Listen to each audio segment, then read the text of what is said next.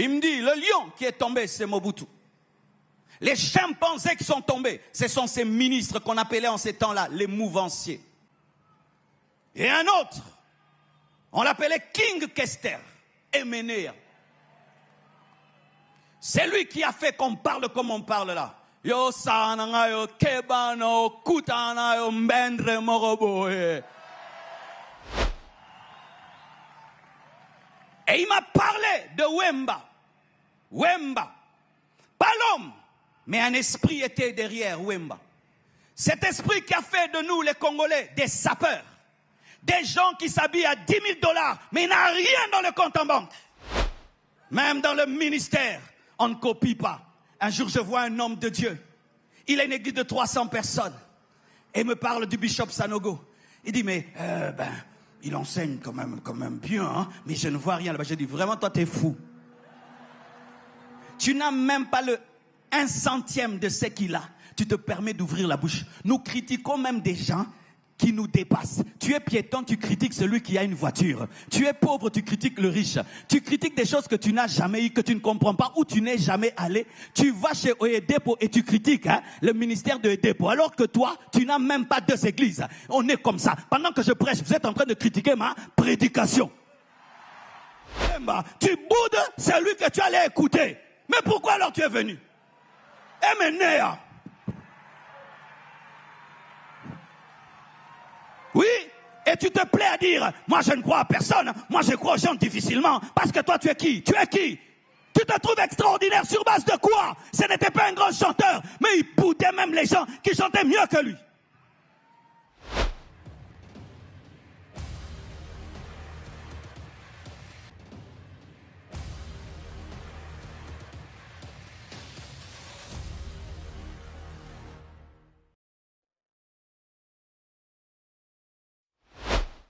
Cet homme de Dieu n'a jamais révélé toutes ces vérités qui sont attachées à son pays.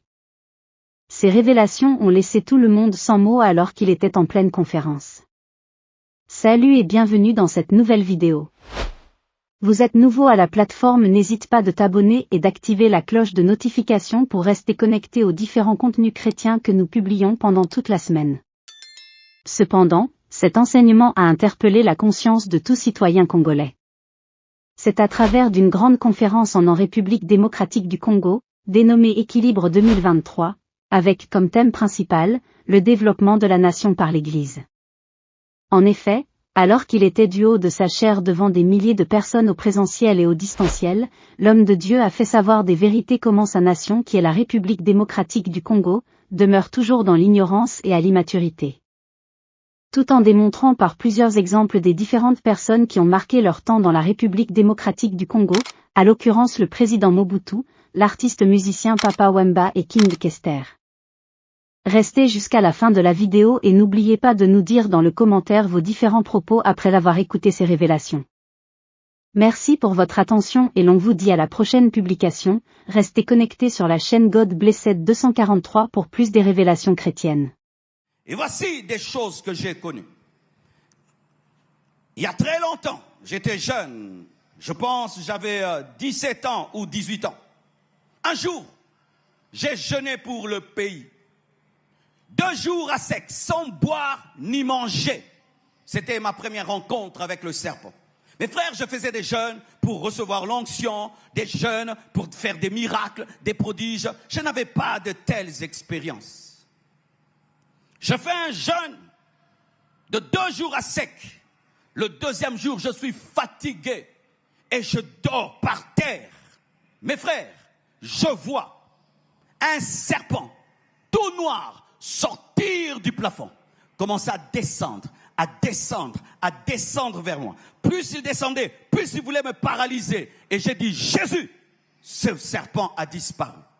Et je me suis dit, je suis en train de prier pour le pays. Et en ces temps-là, mes frères, prier pour le pays, c'était quelque chose de tertiaire, de secondaire. Mais j'étais poussé par l'esprit à le faire. Mais je n'ai jamais oublié.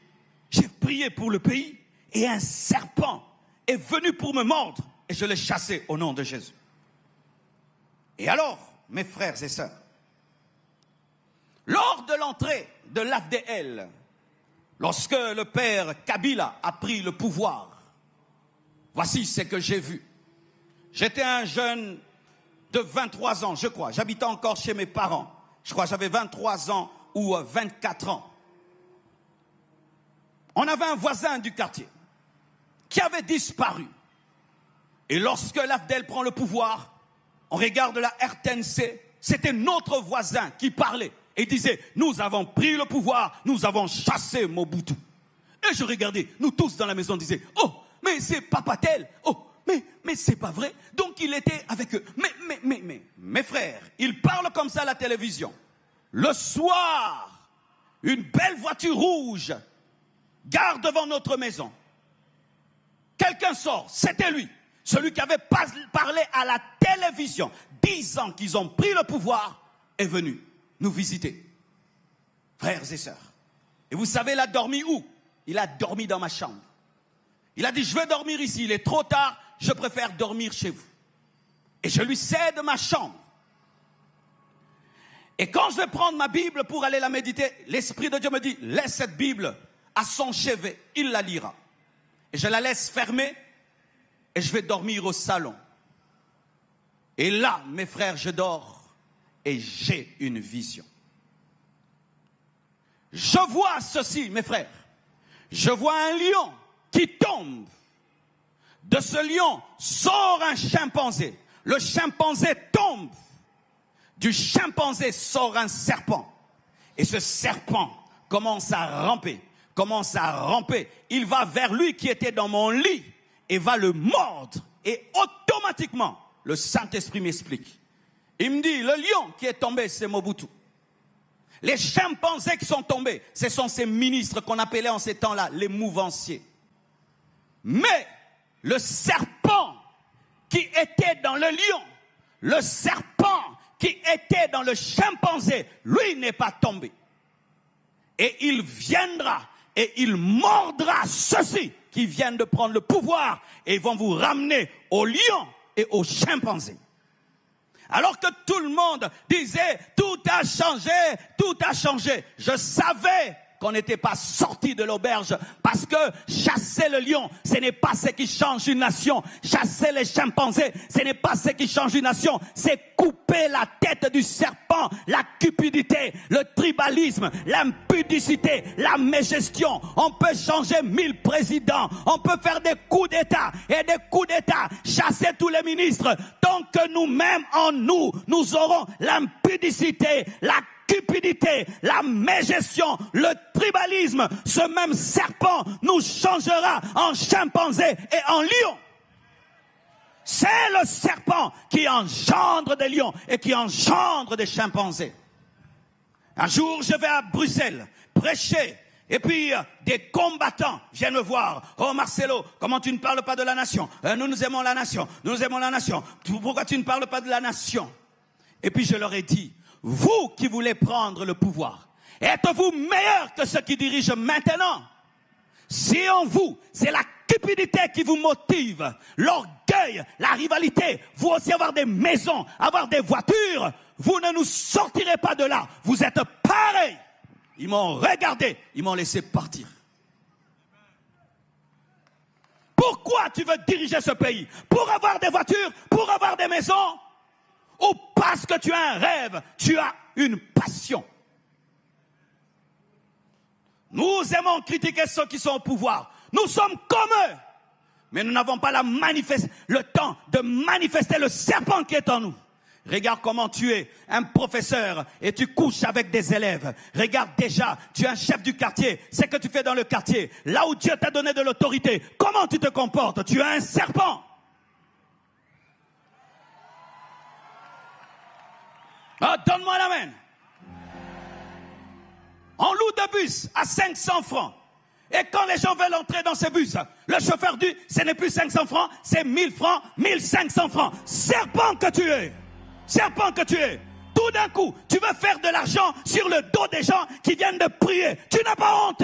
Et puis tu dis, oh les dirigeants, toi-même, tu diriges mal ton bus. Et si tu ne diriges pas bien ton bus, comment tu peux diriger la RDC? Donne-moi un amen.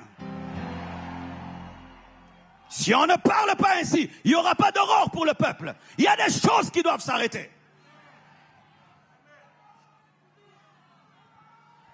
Alléluia.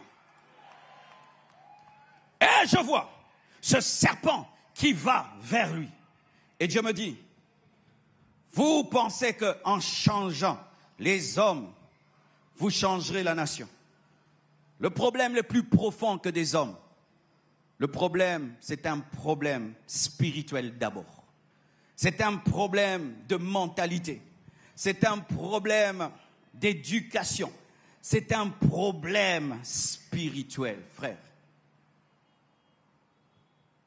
Et, alléluia. Alors que je servais Dieu, j'ai remarqué que mon ministère ne perçait pas. J'avais prêché dans une église à Lingwala et j'ai crié à la chair. J'ai dit au nom de Jésus, je brise ce plafond spirituel qui assure ma nation. Ce plafond spirituel qui assure l'église de ma nation. Cette voûte spirituelle qui fait que le ministère monte et tombe. Qui fait qu'on est toujours là dans les ghettos. Je dis, Seigneur, libère-moi de cela. Et Dieu me parle. Il me dit, oui, il y a un plafond. Il y a un plafond spirituel. Et il faut que tu puisses le percer. Et il me donne la parole qui dit, le prince de ce monde vient, mais il n'y a rien de lui en moi. Et il me révèle qu'il y a des dominations sataniques sur la nation, et même qui combattent l'église de la nation. Et si tu as leurs choses en toi, tu ne pourras pas percer. Et même si tu perces, tu retomberas. Et alors il commence à m'enseigner sur les 4 têtes du serpent qui lie cette nation. Vous voyez, lorsqu'on a parlé de l'Antichrist, on a parlé de 7 têtes. Et on présente ces 7 têtes comme étant 7 rois qui l'ont précédé pour préparer sa venue. Et dans cette nation, nous avons eu 4 rois. 3 rois, précisément. Et d'autres, ce sont des rois qui ont toujours été là. Il n'y a pas de nom, mais c'est un système. Et Dieu me posera cette question. Lorsque tu vois un Français, qu'est-ce que tu vois? J'ai dit, lorsque je vois un Français, je vois un philosophe. Je vois Sartre, je vois Descartes. Ce sont des gens rationnels et tout le reste. Quand tu vois un Américain, tu vois les cow-boys, ils sont courageux, ils sont va-t-en-guerre. Et puis Dieu m'a dit, quand tu vois un Congolais, un Zaïrois, qu'est-ce que tu vois?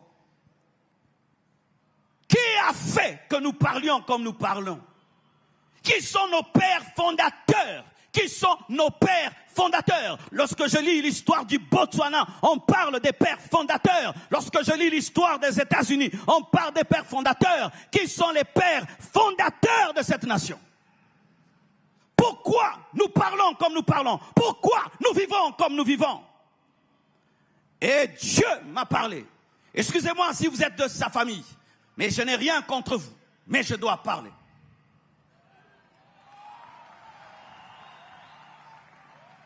Et il m'a parlé de Wemba. Wemba. Pas l'homme, mais un esprit était derrière Wemba. Cet esprit qui a fait de nous, les Congolais, des sapeurs. Des gens qui s'habillent à 10 000 $, mais il n'a rien dans le compte en banque.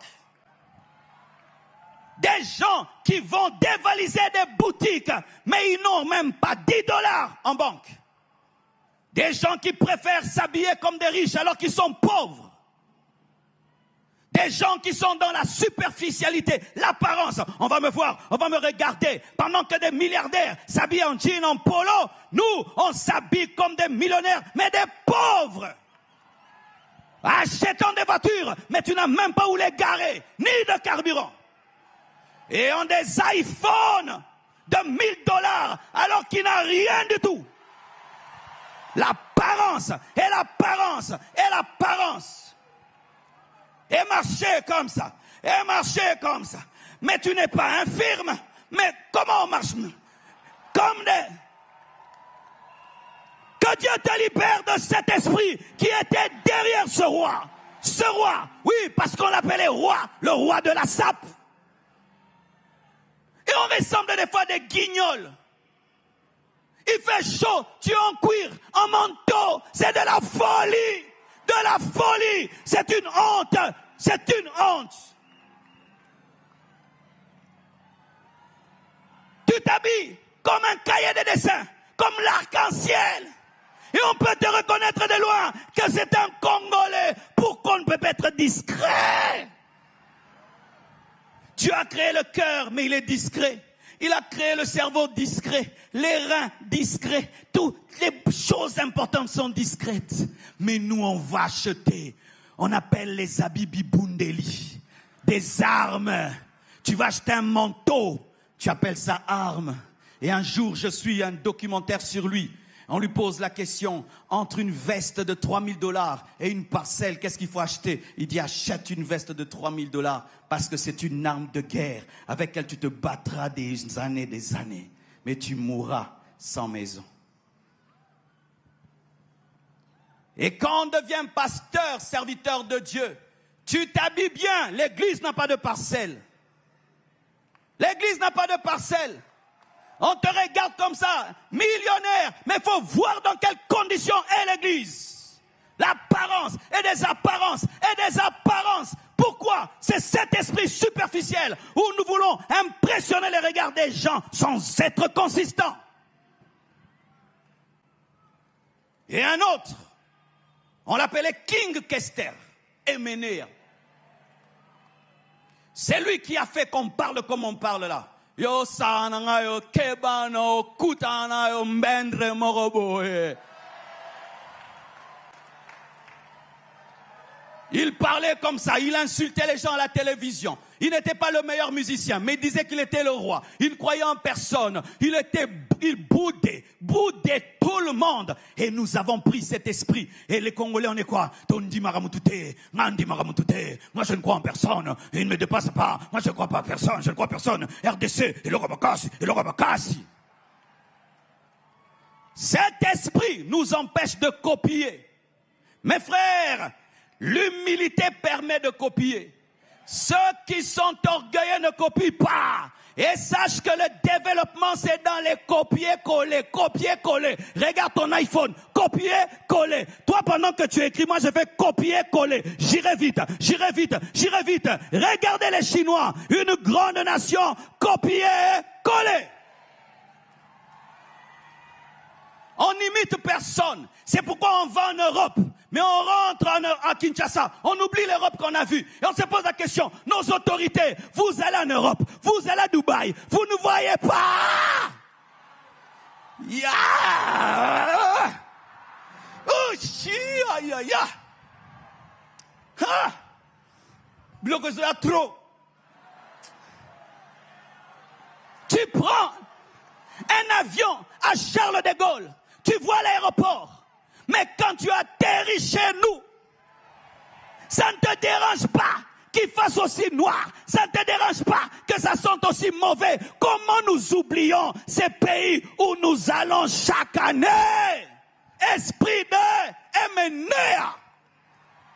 On ne copie pas. Copions même l'aéroport de Brazzaville. L'aéroport de Brazzaville, copions. Même dans le ministère, on ne copie pas. Un jour, je vois un homme de Dieu. Il a une église de 300 personnes.